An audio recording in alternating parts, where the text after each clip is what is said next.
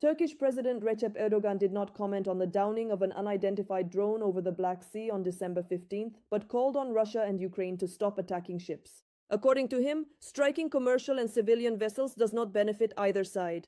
By strictly adhering to the Montreux Convention, we have prevented the spread of the war to the Black Sea. However, the recent mutual attacks pose a serious threat to the safety of navigation in the Black Sea. Attacks on commercial and civilian vessels benefit no one.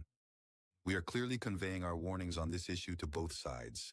The Montreux Convention, signed in 1936, granted Turkey full rights to control the Bosphorus, Çanakkale, and Dardanelles Straits. The President of Turkey has repeatedly stated the importance of Ukraine's territorial integrity and sovereignty for Turkey. Ukraine's territorial integrity and sovereignty are very important to us. We have demonstrated Turkey's respect for Ukraine's territorial integrity and sovereignty on all platforms and continue to do so.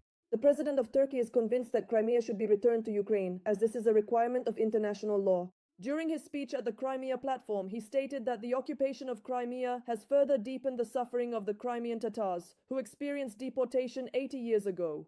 He emphasized that ensuring the security and well-being of the Crimean Tatars is one of the priorities of Turkey's foreign policy.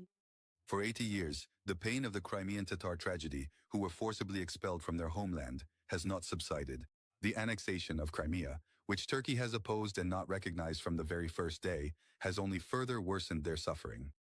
At the same time, the Turkish leader added that he is satisfied with the legal measures introduced by the Ukrainian government to protect the rights of the Crimean Tatars.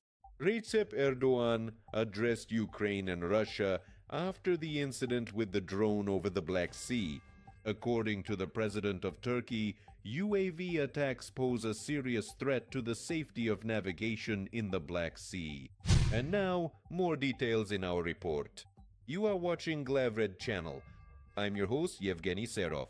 Like and subscribe to the channel. Turkish President Recep Tayyip Erdogan did not comment on the downing of an unidentified drone over the Black Sea, which occurred back on December 15th, but called on Russia and Ukraine to stop attacking ships. He said this during a speech to Turkish ambassadors in Ankara, according to Daily Sabah. According to his considered opinion, deliberately striking commercial or civilian vessels does not genuinely benefit either of the warring sides in the ongoing conflict between Russia and Ukraine. By strictly adhering to the Montreux Convention, we have prevented the spread of the war to the Black Sea. However, recent mutual attacks pose a serious threat to the safety of navigation in the Black Sea. Attacks on commercial and civilian vessels benefit no one. We are clearly conveying our warnings on this issue to both sides, the President of Turkey noted. The publication recalled that the Montreux Convention, concluded in 1936, granted Turkey full rights to control the Bosporus and Çanakkale, or Dardanelles, Straits. It provides complete freedom of navigation for civilian vessels in peacetime and restricted access for military ships. However, Turkey has the right to deny entry to warships from countries involved in a conflict, provided that it is not directly participating in that conflict. Until now, the convention has ensured Turkey's maritime security. But in recent weeks, the Black Sea has become a hotspot for attacks by Russia and Ukraine, which have spread into Turkish territorial waters, the article emphasized. According to the country's Ministry of Defense, Turkish F-16 fighter jets shot down an uncontrolled drone that was flying in from the Black Sea.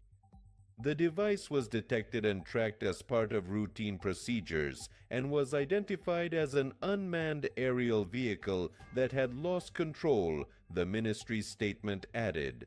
Turkey dispatched F-16 fighter jets, and to prevent any negative consequences, it was shot down in a safe area away from populated locations. December 15th, Turkey shot down an unidentified drone over the Black Sea.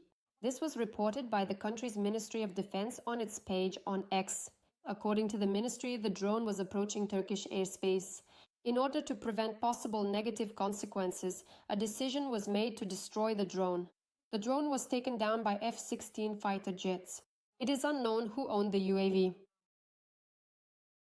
It was determined that the aerial object in question was an unmanned aerial vehicle that had gone out of control.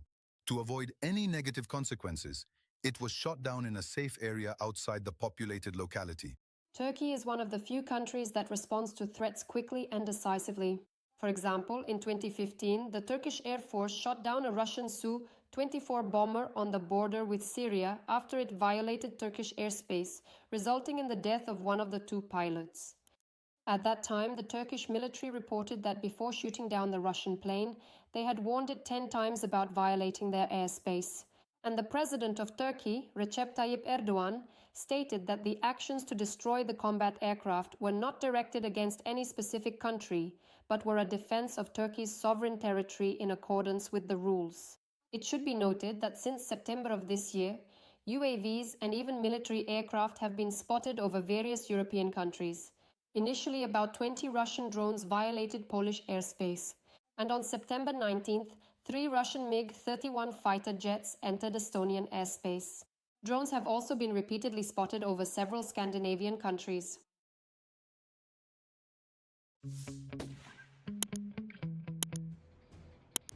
They crash, explode, burn on airfields, and demonstrate complete incompetence on the battlefield, even though they were supposed to strike fear into the entire Western world and be the flagship of Russian fighter jets. At the same time, you can't completely write it off, because a recent upgrade to these aircraft has allowed them to use Russia's best long-range missiles to date. Well, the missile is quite effective. Let's just say we've suffered losses from this missile. However, is that enough to fight not Soviet but Western aircraft? F-16. With an energetic maneuver, it can simply evade this missile at low altitude. And are its own capabilities enough to survive encounters with advanced Ukrainian solutions in this war? Such as, for example, GUR drones, which for the first time in history brought down a Russian fighter jet using just a drone. But today, let's talk about the aircraft. The Su-30 and all its modifications. What is this fighter capable of? Why does it keep crashing and exploding in the hands of Russian pilots time and again? What caused the Su's catastrophe as early as November 2025? And also, who would win if the Su-30 were to meet Ukrainian F-16s in a real air battle? We'll talk about all this in the new episode of Arsenal right now.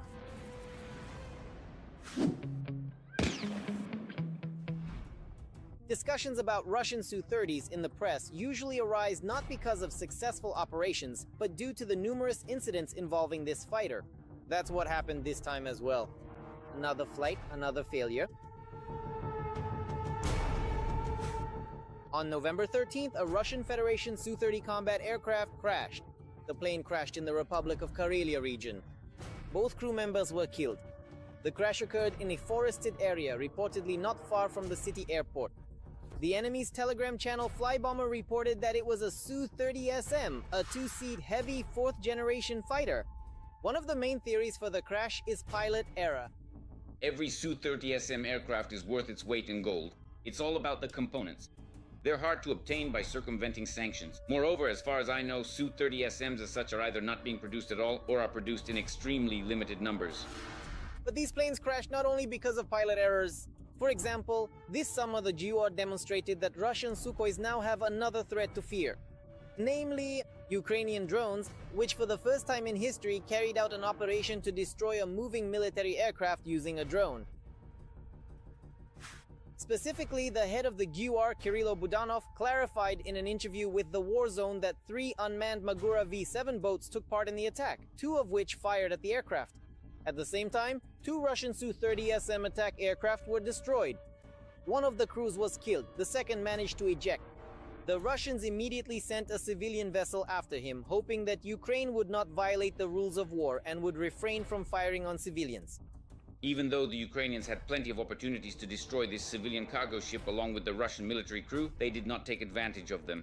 They saw how the crew was being evacuated. They circled around the crew, who were struggling in the water. But nevertheless, they did not fire a single shot, neither at the cargo ship nor at the crew. It also seems that the situation regarding which missiles the Ukrainian Magura drones used has become clearer. In particular, a photo appeared online showing a naval drone equipped with an American AIM-9 air-to-air missile. Earlier versions of the Baker were armed with Soviet R-73 missiles. What is its uniqueness? Well, really, it's that this is a surface remote-controlled system.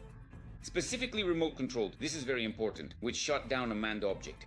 And if we talk about the cost of the Magura, which is around $250,000 to $300,000, and the cost of a Russian Su-30, which is $40 to $50 million, you can calculate how many times cheaper the means of destruction was compared to the expensive target.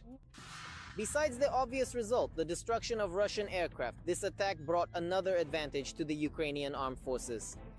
The enemy may not be completely suppressed, but they are definitely terrified. Having lost 2 comrades and apparently, after hearing about 2 more who unexpectedly ended up swimming in the Black Sea, you can only imagine the mindset with which they will now fly missions over the Black Sea area. The crews of Russian military aircraft flying over the Black Sea now fully realize that they are no longer safe. Joking, just because they cannot see us or our advanced weapons on their targeting radars does not mean those weapons are not actually there. And it was precisely these weapons, these types of armaments, that ended up in the sights of their aircraft. It's not any easier, by the way, for the pilot's command either. After all, even if the radars detect Ukrainian Magurs, it no longer automatically means an order will be given to scramble the aircraft. The leadership of the Russian Air Force now understands all too well that it's far from certain the next pilots will get away unscathed. Every time the Ukrainians launch an operation in the Black Sea, it becomes an extremely difficult choice for Russia. What should they risk losing? Oil and gas platforms, or perhaps some other installations in the Black Sea? Or, for example, their assets in Crimea, because these unmanned boats can also carry drones. In other words, they're like mini aircraft carriers. Or maybe they'll have to lose another helicopter or a Su-30SM. However, the Kremlin has no intention of writing off the Russian Sukhoi just yet. On the contrary, at the Vish, Russia has upgraded its Su-30 SM-2 fighter jet to be able to use long-range air-to-air missiles. The R-37 missiles, long-range missiles with a range of 300 kilometers, were previously carried by 2 types of aircraft. The standard armament was the MiG-31BM, which carried 4 of these missiles. And as an alternative or additional armament, the main Russian Air Force fighters, the Su-35S, also carried them. However, in their efforts to promote their military-industrial complex, the Russians, as always, went overboard.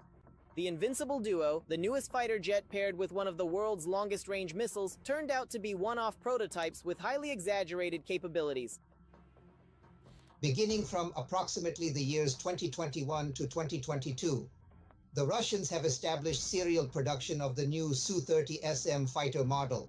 This is the Su-30SM-2 model, and they have added to it, on the Su-30SM-2, the long-range R-37M air-to-air missiles, which have a maximum range of up to 300 kilometers, although that range is clearly considered to be exaggerated. According to Ukrainian Air Force sources, the maximum recorded engagement range was actually about 177 kilometers. However, the desire to reach our pilots from a long distance hasn't gone anywhere. Additional equipment was brought in, which ultimately ended in another failure for Russian aviation. The Russians tried to use a 50 flying radar planes for this, but as we know, they're no longer in fashion. Now they're taking a break. After 2 of these planes were shot down, the rest have become a rare sight. But will F-16 fighters be able to respond to the Russians in any way? Experts assure us that they will. Even though, on paper, the long-range race is completely lost, it is still possible to counter 300-kilometer missiles with weapons that have a range of 160 kilometers. The F-16 does not have any long-range missiles, but it does have medium-range missiles, which are called AMRAAMs. So, if we get these AMRAAM missiles with a range of 160 or 150 kilometers, then yes, the capabilities of the F-16s will be quite comparable to those of Russian fighters armed with long-range missiles. The question arises, how? However, it's actually quite simple. By mostly operating at low altitudes, Ukrainian pilots even today do not allow themselves to be detected from long distances. In reality, air combat usually begins at a distance of about 150 kilometers, where both types of missiles have enough range, and other characteristics become a priority. The AMRAAM missile is much more maneuverable and is much more effective at hitting targets than the huge, low maneuverability R-37 missile. In other words, the F-16 can simply evade this missile at low altitude with an energetic maneuver. But Russian aircraft, which typically fly at medium and high altitudes, will not be able to evade the AMRAAM missile. In addition to maneuverability, the F-16 also outperforms the Russian Su in terms of defensive systems and radar visibility. It has a very small radar cross-section, so it will be very difficult to detect it even at short ranges. This is a very maneuverable and agile aircraft, and I really hope that it is equipped with a modern, highly effective onboard defense system that will, in practice, jam and disrupt the guidance of Russian-guided missiles. As a result, if used correctly, an F-16 may prevent an air battle from happening at all. If the F-16Es continue to operate at low altitudes, flying close to the ground and blending in against the background of the terrain below, then it could turn out that if they also receive long-range missiles, advanced weaponry that can strike targets from a significant distance along with the aircraft themselves, it could turn out that they shoot down the Russian R-37 missile carriers before those even spot, lock onto, and launch their missiles at the F-16S. Did you like this video? Then don't forget to give it a like and subscribe to our Arsenal channel. The link is in the description below the video.